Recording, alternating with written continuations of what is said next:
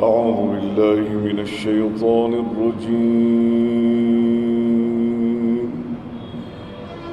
بسم الله الرحمن الرحيم.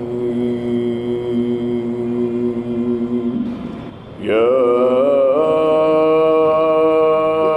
أيها الذين آمنوا اتقوا الله وقولوا قولا سديدا يصلح لكم أعمالكم